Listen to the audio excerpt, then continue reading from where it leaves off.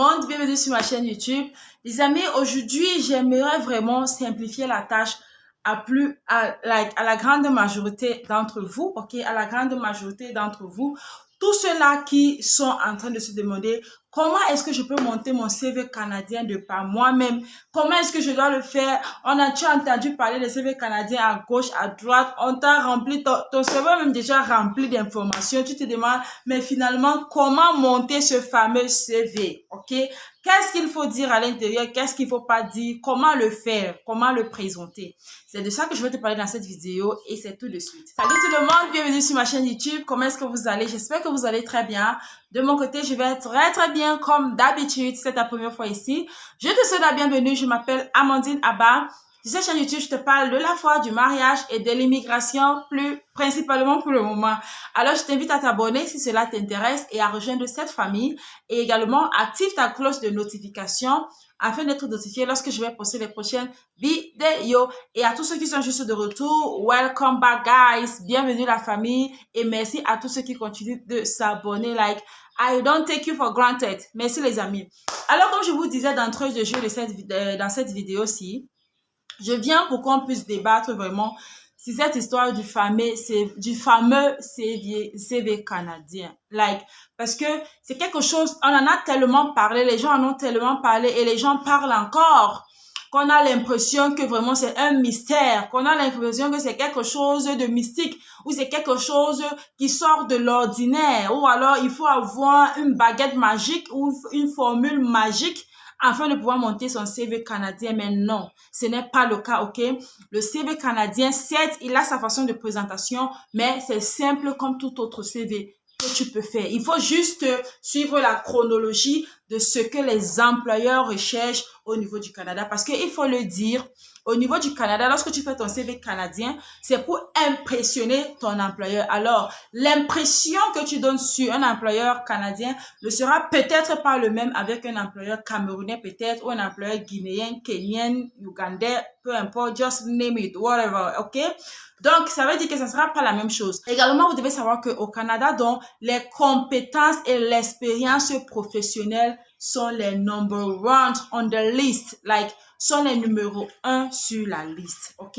C'est sur ce point-là qu'il faut le plus se baser, qu'il faut le plus se concentrer et non pas sur les diplômes, oui, et non pas sur les diplômes parce que comme nous pouvons bien le savoir et le Canada l'a encore prouvé, tu n'as pas besoin d'être extrêmement diplômé pour pouvoir immigrer au Canada. Non, non, non, non, non. Tu n'as pas besoin de ça, ok? L'expérience professionnelle, oui, les tâches effectuées pendant tes périodes de travail, dans ton expérience professionnelle également sont très importantes. Alors, bien sûr, j'ai mes notes également que j'ai pris avec moi pour ne pas, bien sûr, me perdre également. Mais comme je l'ai dit, vraiment très facile et très simple. Sur un papier format, tout simplement, ok? Qu'est-ce qu'on fait? C'est simple à l'entête déjà d'abord, à l'entête de ton papier format, à l'entête de ton CV. C'est normal qu'il y ait des informations, ok? C'est normal qu'il y ait des informations à l'entête de ton CV présentées à gauche, oui, à gauche de ton papier, ok? Tes informations, ton nom, ton contact, ton email, oui, ton nom, ton contact, ton email, bon bref, ces informations-là, bref, vraiment bref et concis et très bref et très clair, ok? Et bien sûr, d'autres personnes certainement diront que pas besoin de mettre une demi-photo 4x4 sur ton CV canadien. Mais là, moi, je dirais que ça dépend de toi, ok? C'est pas une histoire d'obligation. On ne t'oblige pas de le faire. Mais je dirais également que c'est une bonne chose. Ça apporte comme un petit boost, comme un petit sérieux, comme un petit... Ça apporte comme un petit plus à ta candidature et à ton CV, ok? Mais c'est facultatif. Tu es libre de mettre ta photo au niveau côté droit de ton CV et tu es libre de ne pas mettre. It's up to you. Mais si vous me demandez mon avis, moi je dirais que ce serait bien de mettre une demi-photo 4x4 à l'entête côté droit de ton CV. Donc après cela, donc directement, tu entres sur tes expériences professionnelles. Like, rien d'autre. Tu entres dans tes expériences professionnelles. Et lorsqu'on parle d'expérience professionnelle, avant ça d'abord, je voulais dire que Ce serait mieux, par exemple, de mettre en grand titre ton métier phare. Ça serait mieux, par exemple, de mettre en grand titre ton métier phare. Par exemple, si c'est que dans ton expérience professionnelle, tu as beaucoup plus été directeur d'une compagnie ou alors directeur général ou alors gestionnaire des comptes ou alors caissière ou alors serveur ou alors plombier, peu importe le poste que tu as occupé et que tu te rends compte que c'est ce que tu sais faire le mieux, ok? Moi, je te conseillerais de mettre en tête, ok, comme un grand titre, le nom de ton CV. Je veux dire, ton expérience professionnelle le plus long, ou alors ce que tu peux faire le mieux, ok? Ce sur quoi tu te retrouves le mieux, comme je l'ai cité tout à l'heure. Mais maintenant, s'il faut le faire, il serait bien également d'ajouter à ça ton code de classification nationale des professions, ok? Ça sera bien d'ajouter à ça ton code de classification nationale des professions. Si par exemple tu as été caissière, tu dois ajouter ton code de CNP. Si tu as été par exemple gérant ou directeur, peu importe, tu ajoutes ton code de CNP. Si tu veux connaître comment retrouver le code de CNP, it's not difficult. Tu pars sur le site canadien, tu tapes, tu vas certainement, tu tapes code de classification nationale des professions au Canada, le site va apparaître, tu essaies de lire et tout, tu vas certainement arriver là-bas. It's not difficult, ok? Donc, il faut ajouter. Mais je dis donc que, moi, je dirais, je conseillerais de le faire, mais je dirais que vous savez, les emplois sont différents. Ok, les emplois sont différents et lorsqu'on vous demande de postuler, on ne vous demande pas de postuler à une seule catégorie d'emploi. Parce que, par exemple, tu peux avoir travaillé pendant 2 ou 3 ans en tant que comptable dans une structure, peut-être dans ton pays, ok? Après ça, peut-être tu t'es retrouvé en train de travailler en tant que peut-être caissière ailleurs. Peut-être après ça, tu t'es retrouvé en train de travailler comme peu importe, tu as occupé différents postes. Ou alors tu as différentes compétences dans différents postes. Tu sais, tu peux faire différentes autres choses. Mais maintenant, s'il arrive que tu mettes dans ce que je disais là en grand titre en haut de ton CV, tu vois donc que ça va devenir un peu compliqué pour toi lorsque tu vas trouver, par exemple, si tu mets, par exemple, un grand,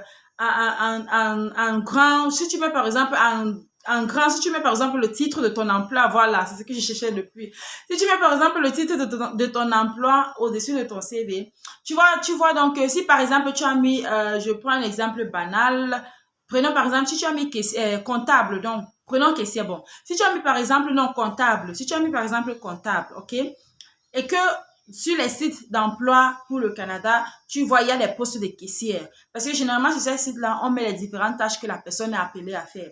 Donc, tu vois, par exemple, un poste de caissière et que tu vois que, bon, voilà, tu peux faire ce poste-là, tu peux postuler pour cet emploi-là. Et sur ton CV, il y a déjà un grand titre comptable avec le code de CNP. Tu vois que ça fait un peu somehow, raison pour laquelle je ne conseillerais pas trop de le faire. Mais si tu veux le faire, il n'y a pas de problème. Tu peux également le faire, mais seulement, ce serait mieux de rattacher à cela ton code CNP, ok?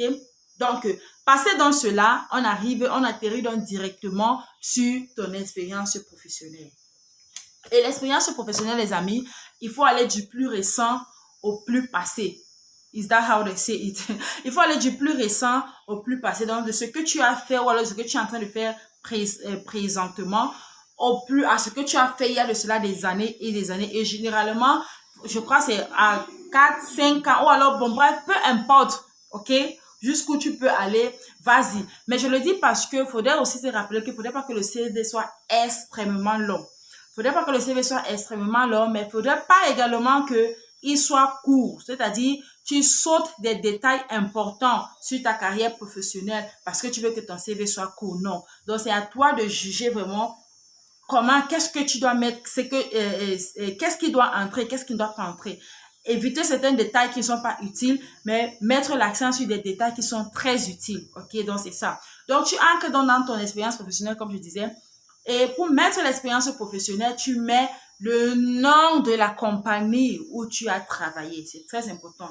Le nom de la compagnie où tu as travaillé. Après, c'est là le poste que tu as occupé, c'est-à-dire le nom de la compagnie, le poste que tu as occupé. Si c'est par exemple établissement ABC, tu mets établissement ABC. Qu'est-ce que tu faisais à établissement ABC? Disons par exemple comptable, tu mets comptable. Et puis, tu viens maintenant, tu mets, non, avant tu mets de telle année en telle année, disons par exemple de 2022 en 2021. ou alors de 2023, ou bien si c'est que tu es toujours en train de faire ce travail, tu dis présente de 2000, peut-être tu as commencé à travailler en 2022, disons, et que tu travailles encore là, tu dis de 2022 à présent. Donc, c'est-à-dire que tu es encore là à établissement ABC comptable. Maintenant, quand tu mets ça, tu viens maintenant, tu commences à énumérer les tâches que tu as fait en tant que comptable. Qu'est-ce que tu faisais en tant que comptable? Like, tu énumères. Qu'est-ce que tu comptais? Bon, bref, qu'est-ce que tu faisais en tant que comptable? Tu énumères tes différentes tâches, ce que tu as accompli, etc., etc. Vraiment, cible les tâches les plus importantes, les plus précis, les plus consistants en matière de comptable. Donc, les tâches qu'un comptable est vraiment appelé à faire. Cible ces tâches-là et écris. Et rassure-toi également que ce que tu écris, c'est la vérité. Parce que faudrait que ça soit quelque chose que si on te met au pied du mur, on pourra te juger, ok? Après cela, après cet emploi-là, qu'est-ce que tu as eu à faire avant cet emploi-là? Tu viens, tu mets de l'année, de telle année en telle année, j'ai travaillé à telle compagnie en tant que telle. Tu mets le nom de ton poste et puis tu énumères les tâches que tu faisais dans ce poste-là, dans cette compagnie-là, tu énumères, etc. Donc, ça doit suivre un ordre chronologique du plus récent au plus passé. Et comme j'ai dit, cible les tâches parce que ce qu'on veut voir, c'est qu'est-ce que tu faisais. Parce que le recruteur canadien veut voir qu'est-ce que tu faisais dans cette entreprise-là pour savoir est-ce que tu pourras le faire dans son entreprise. Il doit être capable de connaître ce que tu peux faire, ce que tu es capable d'apporter, le plus que tu es capable de l'amener. Ok, donc c'est ça. Après, donc ça, les amis, c'est où vient donc maintenant ton parcours scolaire. Donc, vous voyez, comme je vous disais que au Canada, c'est pas une histoire de l'école, gros diplôme. Non, non. C'est d'abord ce que tu peux faire avant maintenant ce que tu as comme diplôme. Donc, maintenant, vient ton parcours scolaire. Au niveau du parcours scolaire, bien sûr, tu pars à ton diplôme le plus gros au plus petit ou alors le plus grand au plus petit. Tu pars du diplôme le plus grand au plus petit, ok? Si ton plus grand diplôme, c'est par exemple la licence, tu mets la licence, tu mets le nom, l'année où tu as obtenu, le nom de l'établissement où tu as obtenu et tu mets le nom du diplôme que tu as obtenu, c'est-à-dire tu as obtenu en quelle année, tu mets l'année où tu as obtenu le diplôme, l'établissement où tu as obtenu le diplôme et le nom du diplôme que tu as obtenu, etc. Donc, tu mets en ordre chronologique. Après la licence, tu as eu le bac. Après le bac, tu as eu ceci, le probatoire. Après le probatoire, le BPC, etc.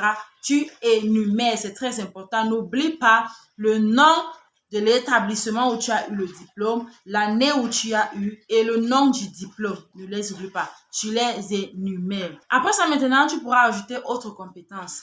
Autre compétence, maintenant, c'est ce que tu peux faire d'autre. Qu'est-ce que tu peux apporter comme plus? Qu'est-ce que tu as de plus, hormis tout ce que tu as eu à citer là? Qu'est-ce que tu sais faire de plus? Quel autre skills? How do they say skills in French? Qu'est-ce que tu as d'expérience? Quelle expérience tu as? Quelle connaissance tu as de plus? Hormis tout ce que tu as cité, ça serait bien de mettre cela. Est-ce que par exemple, tu connais Word? Tu maîtrises Word? Est-ce que tu maîtrises Excel? Est-ce que tu maîtrises les logiciels comptables? Si tu dis que tu as été comptable, est-ce que tu maîtrises certains logiciels comptables? Tu mets ça là. Est-ce que tu maîtrises par exemple PowerPoint? Qu'est-ce que tu peux faire d'autre? Ok? Qui n'est pas dans ce que tu as cité, tu mets ça au niveau de compétences. Et puis, si tu veux, tu ajoutes aussi loisirs. Quels sont tes loisirs? Et au niveau des loisirs, on le dit toujours, loisirs, tu vas pas aller mettre que ton loisir préféré, c'est dormir. Like, it doesn't make sense. Vous voyez un peu, ça n'a pas de sens, ok? Ton loisir préféré ne peut pas être dormir. C'est vrai qu'il y a des personnes dont leur loisir préféré, c'est dormir. Mais tu peux pas aller mettre sur un CV que ton loisir préféré, c'est dormir. Non. Ton loisir préféré, ça dépend. Il faut être vrai, c'est vrai, mais il faut savoir quoi mettre. Est-ce que c'est la lecture? Est-ce que c'est la musique? Est-ce que c'est la danse? Est-ce que c'est la natation? Peu importe ce que tu aimes faire de plus, tu mets ça au niveau des loisirs et je t'assure que that's it. Donc, tu te rends au récapitulatif, la tête tes informations, ok? Après tes informations, la photo, si tu veux, bien que ce soit facultatif, mais si tu veux, tu mets. Après cela, en grand titre, ton poste, le nom du poste que tu aimerais occuper. Là aussi, je dis c'est facultatif.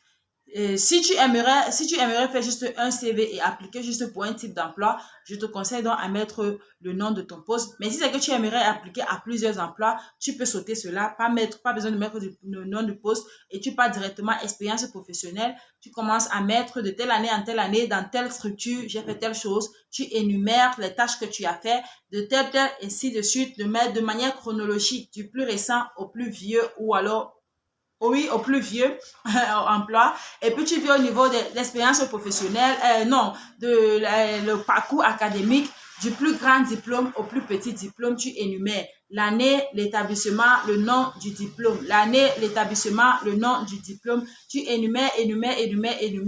Après, tu vas à compétences. Compétences, qu'est-ce que tu sais faire d'autre qui ne soit pas dit dans tout ce que tu as eu à raconter?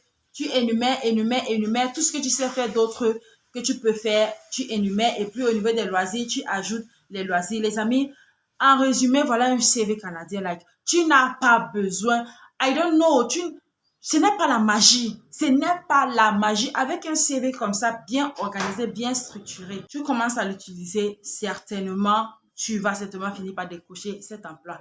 Alors les amis, c'est de ça que je voulais te partager dans cette vidéo et j'espère que cette vidéo aussi va t'être utile. J'espère que cette vidéo aussi va te servir, ok? Si c'est le cas, vas-y, saisis et faire donc ce que tu peux faire. Et n'hésite donc pas aussi à la partager avec quelqu'un. Like également et abonne-toi pour ne pas rater les prochaines vidéos. Merci de l'avoir regardé celle-ci jusqu'à la fin. Je te vois dans la prochaine vidéo. D'ici à là, prends soin de toi. Et tu sais quoi? God bless you. Que le Seigneur te bénisse. Bye!